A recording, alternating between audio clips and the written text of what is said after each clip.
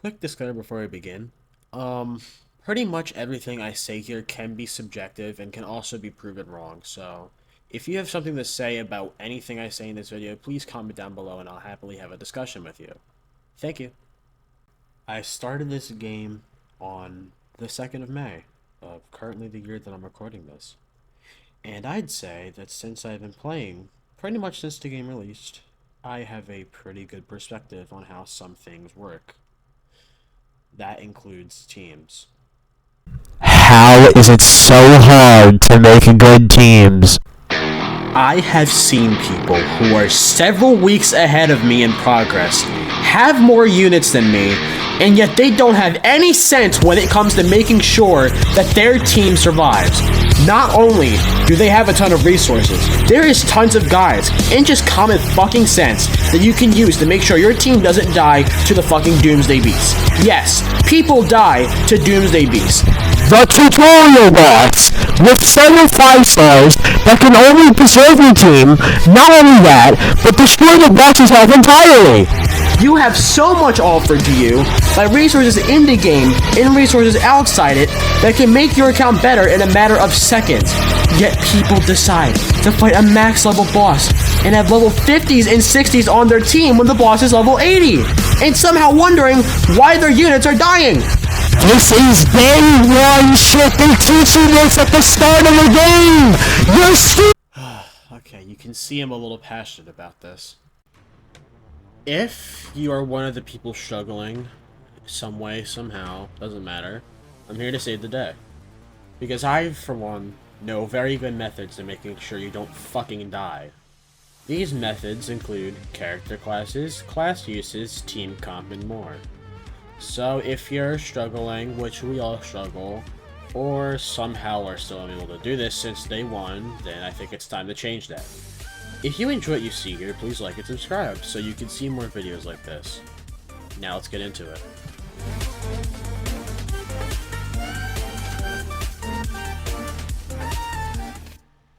The first part we are going over is character classes. These classes in turn are roles that characters play in keeping your team nice and efficient. So you breeze through memory chaos, so you destroy some of the universe, so you can do calyxes and whatnot without like dying. Really don't know how that's possible to die in a calyx though. We're getting off track here, but there are 5 classes: DPS, debuffers, enhancers, healers, and sustainers. Wait, but according to Pridwin, there's only 4 classes. Oh, yeah, my fault, but you know what else is on Pridwin? Here's a basic rundown of each class. DPS are your main damage dealers. They're the ones that are going to be dealing your big numbers for you. Debuffers either increase your damage on certain enemies, weaken enemies, slow enemies, or apply DOTs on enemies. Enhancers are there to improve your team's speed, attack, and basically any stat that would make farming or killing enemies more efficient. Healers are there to make sure your team is alive, and sustainers are there to make sure your team is efficient, while also keeping them alive. There is one I forgot to mention though, and those are shield characters like Shepard or Fire MC. Those guys are really helpful with healers if you don't have sustainers. Now that you know about classes, it's time to learn how to put them together. This is going to be your team composition. There's this term I like to use, and it's called filling slots. But wait, what do I mean by filling slots? Filling slots is the term I like to use for, do I have this on my team? Do I have this on my team? And do I have that on my team? Here's a basic rundown. Filling slots depends on what you have currently and what you need to do with what you have. The basic team you want to run is a support character, a DPS, healer, and a shielder. But if you have a sustainer, things change. You can get rid of your healer and shielder and run a team that has a support, a DPS, another support, and your sustainer. That way, you can also run 2 damage boosters without losing your efficiency at all. Now that you know how to fill slots, now it's time to get into the deep portion of this video. And that would be things you would do and things you don't do. This is going to be a lot, so be sure to write this shit down if you have to. Now, things you need to keep in mind are that your levels, light cones, and relics all matter, not to mention your traces and your overall team comp in general. There are special cases, but I'm not talking about that yet.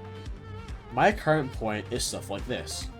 Don't run a team where you have more than 1 DPS.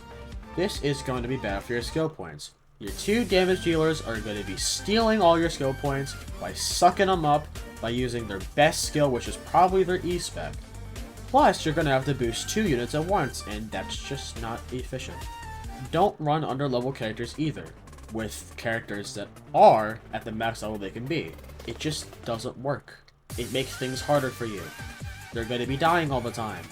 If you have to focus on a unit that keeps dying, or is going to die, it's going to bring down your efficiency by a ton. Now, there are special cases. For example, Jingle U teams could run 2 DPSs at once, if you have a sustainer. Say, for example, that Pela full AoE debuffs everyone, 50% defense applied to every enemy. Lei and Jingle will be taking everyone's health, and then boom, Loja heals them and they're able to do a good amount of damage while taking each other's health. Another special case is Clara. You want a lot of coverage because she relies on getting hit.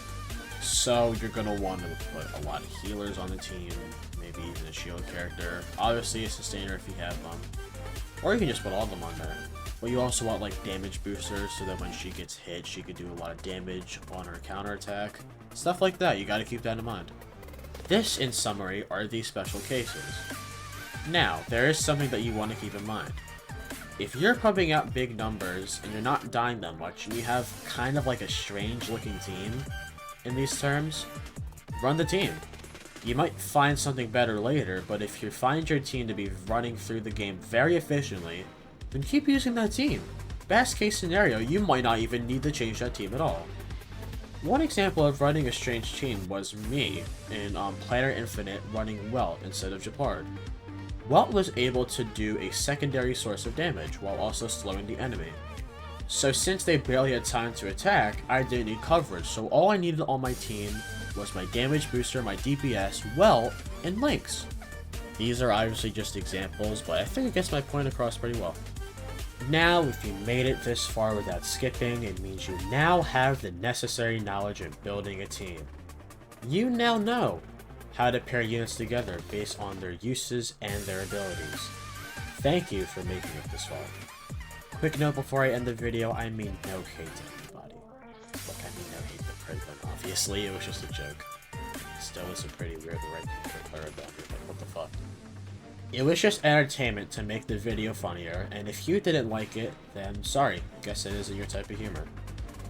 But if you did enjoy, then be sure to like the video and subscribe. Maybe even share with a friend who struggles to build teams as well. Thank you for watching this, and I will see you in the next video.